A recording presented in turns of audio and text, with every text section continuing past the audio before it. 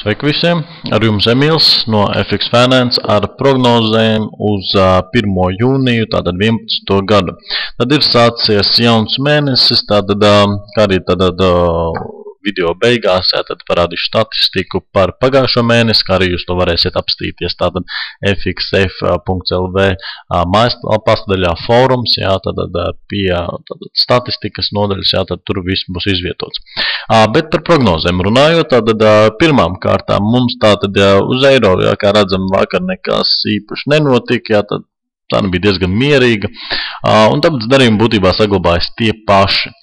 Tad, ko mēs varam izdarīt? Mums tātad ir 3 pozīcijas, kurās mēs tad varam iestāties darījumos. Tātad pirmā pozīcija ir pārdošanas no 45.00. Tad risks šim te darījumam ir tātad 55 punkti. Un mērķis šim te darījumam ir attiecīgi diezgan liels, tad aptuveni 175 punkti. Tad atkārtošu iestāšanās darījumā par cenu 1.45.00, risks 55 punkti, mērķis 175 punkti.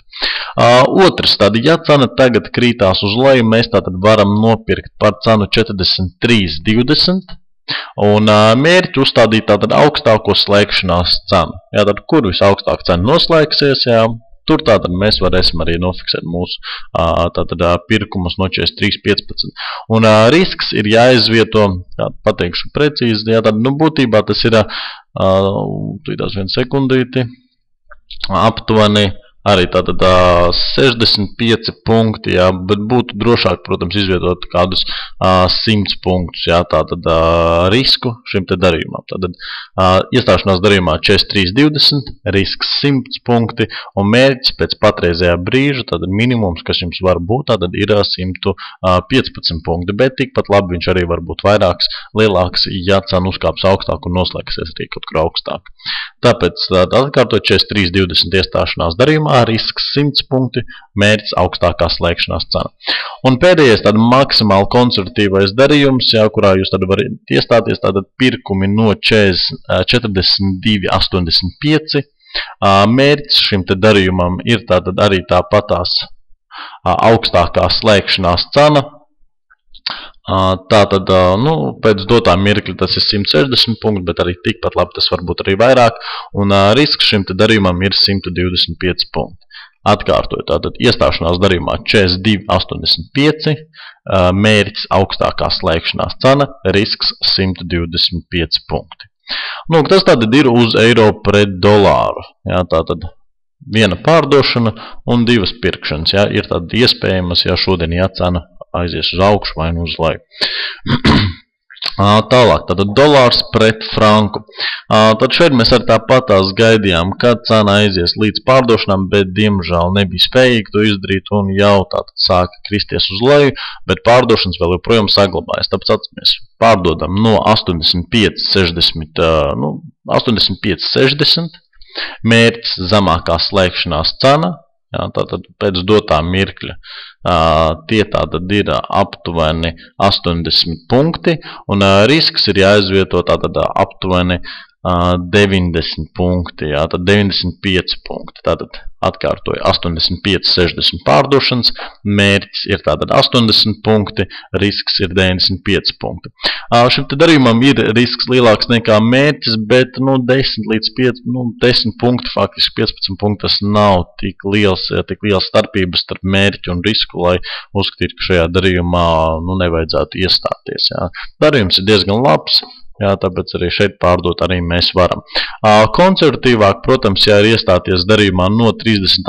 FIBO līmeņa, kur tātad ir arī līnija kanāla, mūsu bijušā kanāla līnija. Tad šeit pārdot par cenu tātad 86.25, un mērķi izvietot arī tāpatās zemāko slēgšanās cenu, kas pēc dotā brīža ir tāda 140 punkti aptuveni jāizvieto. Un risks šim te darījumam ir 125 punkti. Tāpēc šajā darījumā mēs arī noteikti varam iestāties. Tas ir tikai atkarīgs no jums, kas jums vairāk patīk, vai iestāties pārdošanās agrāk, vai arī vēlāk. Bet tāpatās jūs varat iestāties kaut vai abās. Pārdot vienais no 85.60, un pēc tam, ja cena dodās tālāk uz augšu, tad no 86.25 pārdot vēlreiz. Tātad tādas iespējas mums tad ir. Tālāk, tātad dolārs pret Kanādas dolāru. Tātad šeit mēs apskatām šo te trīs joslu kanālu, viena pretestība, viens atbalsts un viena mediāna pa vidu mums ir. Tad, ja cena atgriezīsies pie šīs mediānas, tad mēs varēsim atvērt pārdošanas darījumu. Precīzi cenu, pa kuru pārdot nepateikšu, par cik atkarīgs no pozīcijas, kurā cena pieies pie šīs līnijas. Mērķis tātad būs kanāla atbalsts. Mēs varam nelikt, tikai šo te zemāko slēgšanās cenu mēs varam mērķēt līdz pat kanāla atbalstam. Un risks šim te darījumam ir jāizvieto virs šīs te virsotnes. Tad risks ir jāizvieto par cenu tāda 97,95. Tad tas ir obligāti, savādāk viņš nevar būt izvietots. Lūk, un mērķis, tātad, kā jau minēju, tātad līdz kanāla atbalstam. Lūk, tas tad ir uz kanādiešu arī viss. Tāpatās mēs, protams, varam uzzīmēt šeit FIBO. Un tad pēc dotā mirkļa FIBO sakrīt 50. līmenis ar šo te līniju, bet neizvietojiet risku aiz 61. FIBO līmeņa. Par cik priekš H4 grafika, tas ir pārāk maz punkti, 25 punkti, ir bišķi pa maz, ļoti liela iespējamība, ka viņi noraus. Bet labāk, protams, izvietot ir augstāk šo te risku. Lūk. Tātad, tālāk, Austrālijas dolārs. Tātad šeit, kā redzam, vakar mums mazlietiņ pietrūka līdz mūsu darījumam pa 6,35. Cena jau ātrāk aizcēja uz augšu un nepaņēma mūs līdzi, bet nekas traks, nav pēdējais darījums, kurā mēs tad varēsim iestāties. Bet uz doto mirkli Austrālijas dolāram ir vienīgā pozīcija, kuru mēs tad varam izmantot, ir tiek caursisti šie te maksimumi. Tad pie atgriešanās mēs varam atvērt pirkumus. Nekas cits smukāks, uzskatāmāks, pagaidām nav pieejams. Zīmēt attiecīgi mediānas, kādas arī jēgas nav. Tāpēc atstājam šo te horizontālo līmeni, kas ir tātad par cenu 0,7.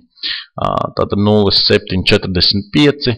Ja viņš tātad tiek caursists, pie atgriešanās pērkam, risks zem iepriekšējā zemākā punkta, mērķis augstākā slēgšanās cena.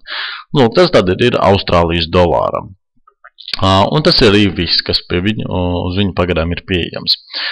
Jaunzēlandes dolārs tāpat gaidījām viņu vakar zemāk, lai varētu nopirkt, bet, diemžēl, cena neaizgāja, bet pirkumi vēl joprojām saglabājas par cenu 80,95. Mēs varam iestāties pirkumos, mērķēt līdz augstākai slēgšanās cenai, un risku mēs tad varam izvietot aiz 61.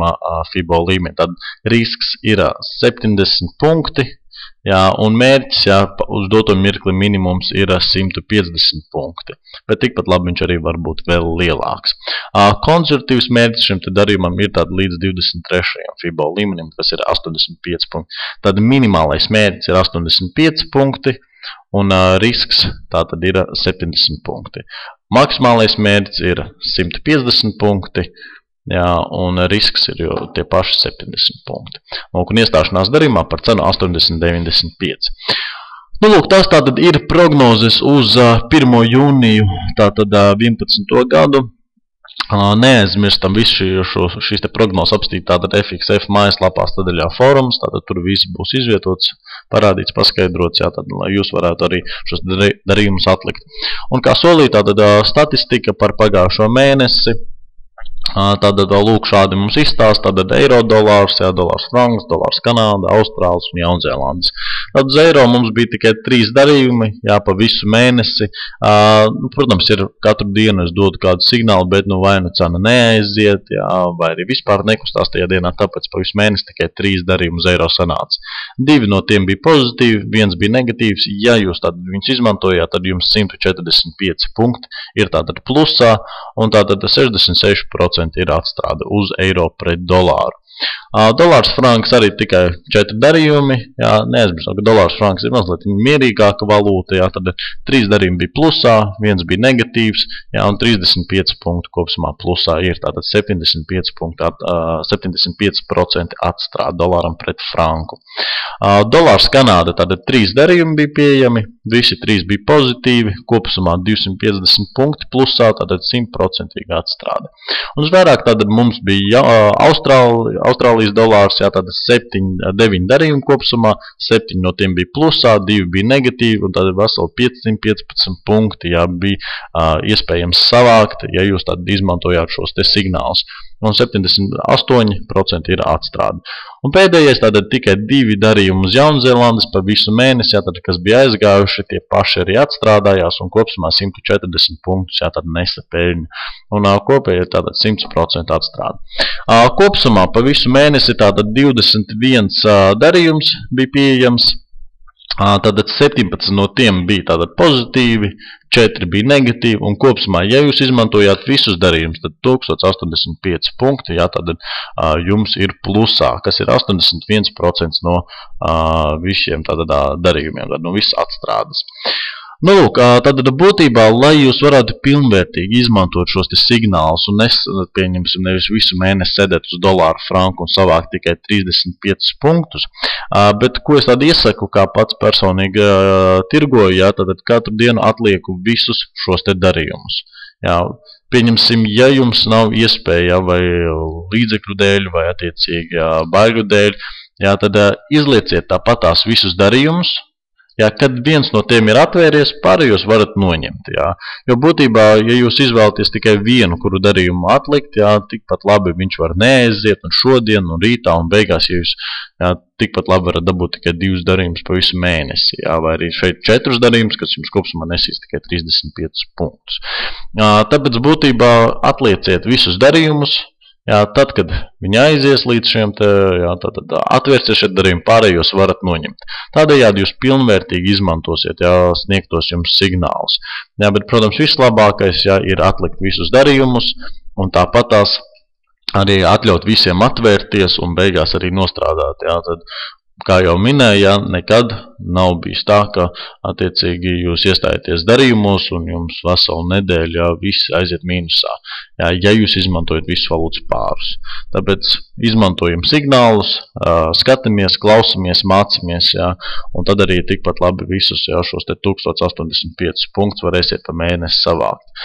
Tad būtībā jūnijā strādāsim tāpatās, jā, tad ja pēc tiem pašiem principiem, tad sakojiet līdz fórumam, un tad jau arī jauna statistika būs arī pieejama par jūniju. Nu tad paldies par uzmanību, tad jau tiekamies rītdien jau ar jauniem signāliem. Visu labu, veiksmīgu jums tirzniecību!